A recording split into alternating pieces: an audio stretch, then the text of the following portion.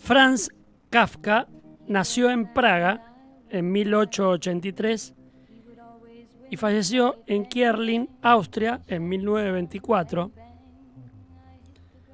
producto de una tuberculosis laringea. Este escritor checo en lengua alemana, cuya obra señala el inicio de la profunda renovación que experimentaría la novela europea en las primeras décadas del siglo XX, dejó definitivamente atrás el realismo decimonónico al convertir sus narraciones en parábolas de turbadora e inagotable riqueza simbólica, protagonizadas por antihéroes extraviados en un mundo incomprensible.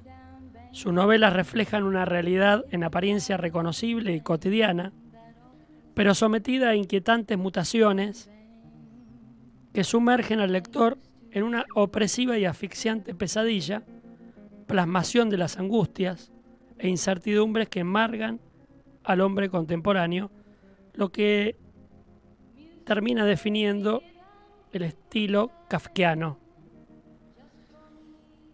Voy a leer de su libro Relatos Completos 2, que tiene algunos cuentos que fueron traducidos por Borges, un poquito del prólogo que escribió Juan Forn, y dice: Kafka y sus hijos. En este segundo volumen de los relatos completos de Kafka aparece uno de sus textos más hermosos, camuflado detrás de un título casi invisible. Hablo de 11 hijos, el relato inmediatamente posterior a Preocupaciones de un jefe de familia, aquel donde aparece por primera vez el legendario Odradek. La cercanía y hasta la continuidad de ambos relatos lleva a mucha gente a confundirlos, incluso a recordar 11 hijos con aquel otro título tanto más sonoro y pertinente.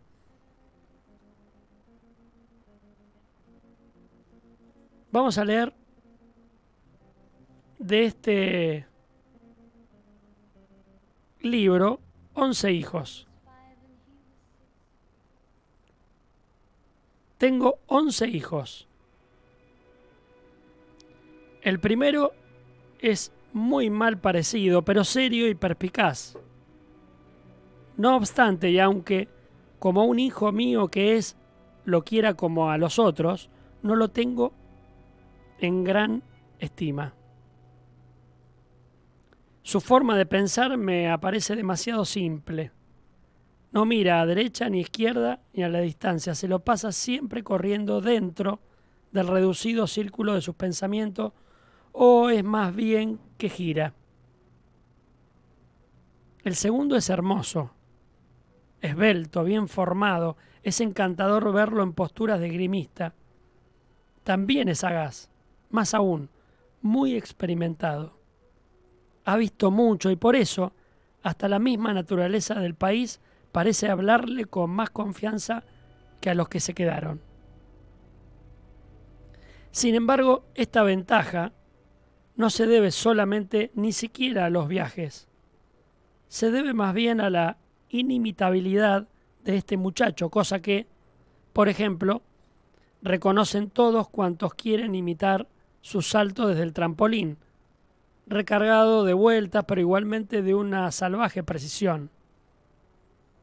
Hasta la punta del trampolín les alcanzan las ganas y el coraje, pero llegados a ese punto se sientan y abren de pronto los brazos en un gesto de disculpa. Y a pesar de todo esto, yo debería en realidad sentirme feliz de tener semejante hijo. Mis relaciones con él no son del todo claras. Su ojo izquierdo es algo más pequeño que el derecho y parpadea mucho. Claro que es solo un pequeño defecto que da inclusive más expresión de audacia a su rostro, y nadie, ante la inasequible plenitud de su ser, podría tomar a mal ese pequeño ojo parpadeante, pero yo, el padre, sí.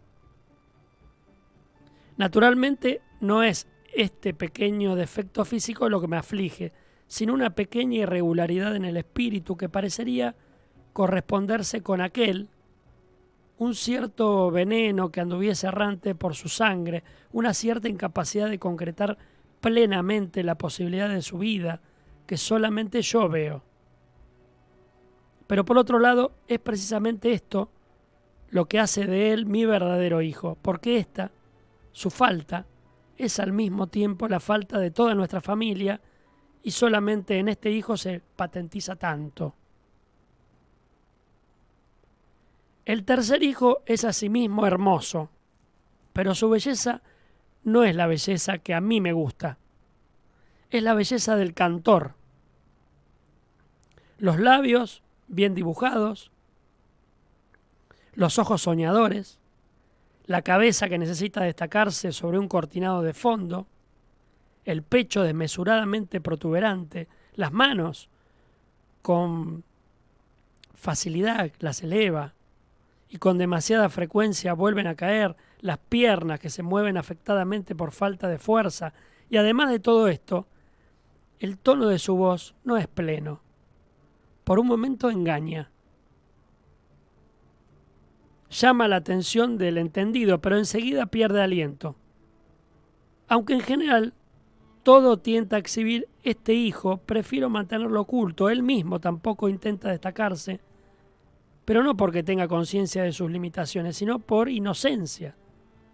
También se siente extraño en nuestra época, es como si perteneciese, sí, a nuestra familia, pero además también a otra, perdida por siempre para él, a menudo está desganado y nada puede reanimarlo.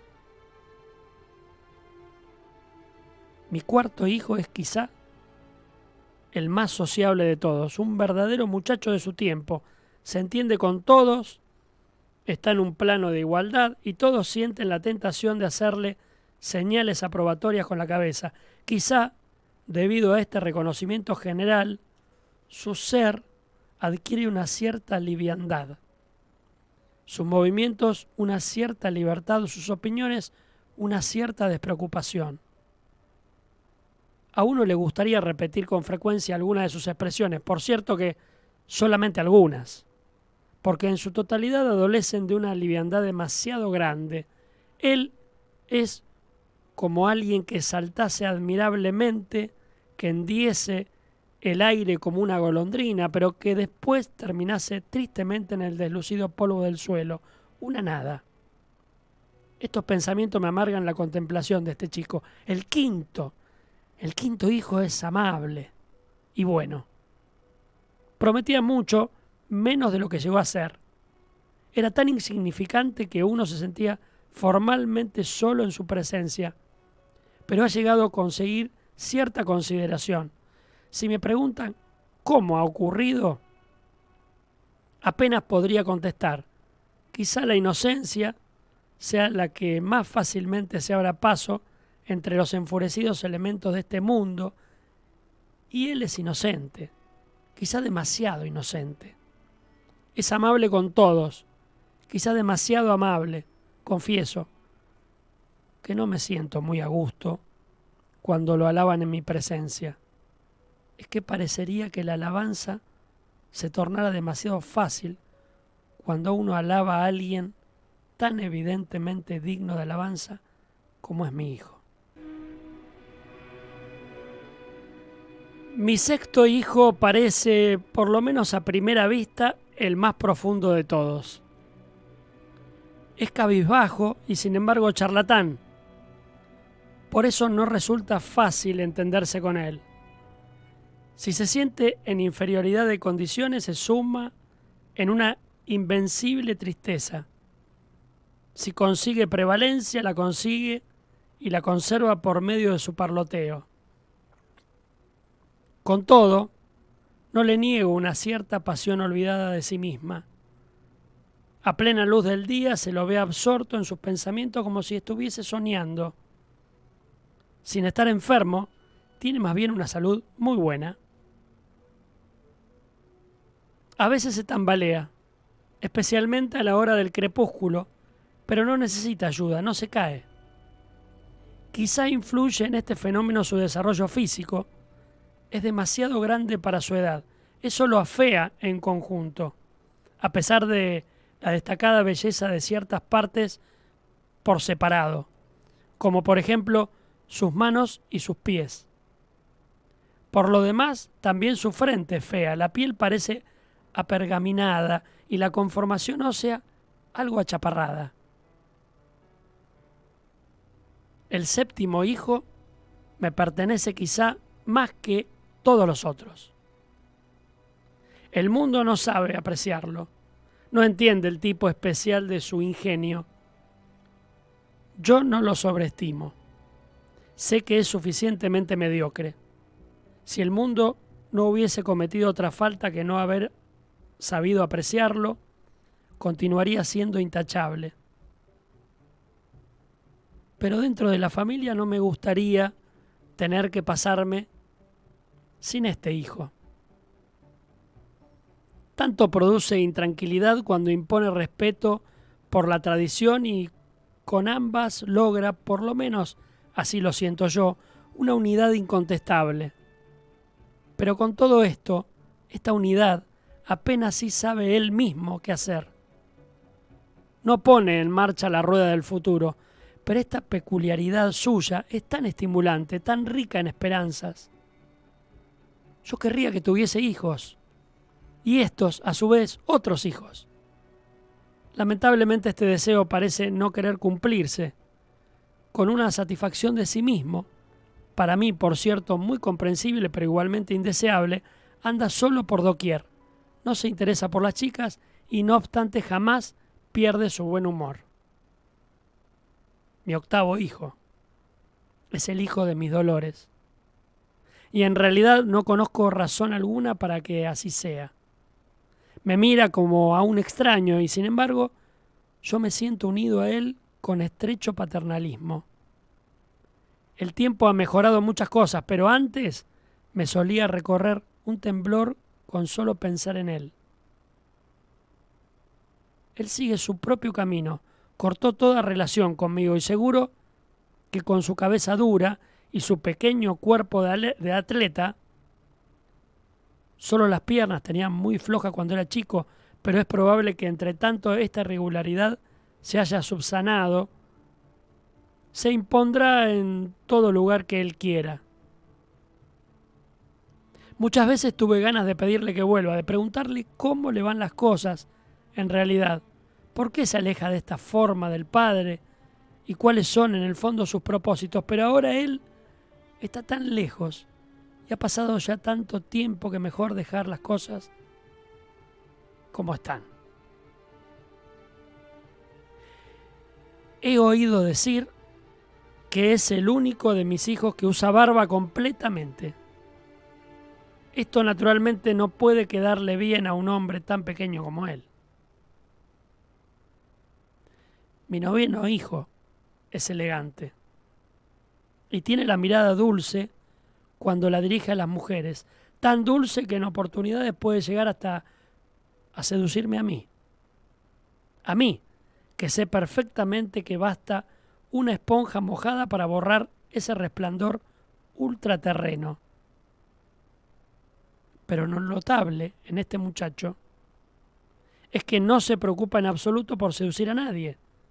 Él se conformaría con estarse toda la vida acostado en el sofá y derrochar su mirada en el cielo raso, o mucho mejor aún, dejarla descansar detrás de los párpados.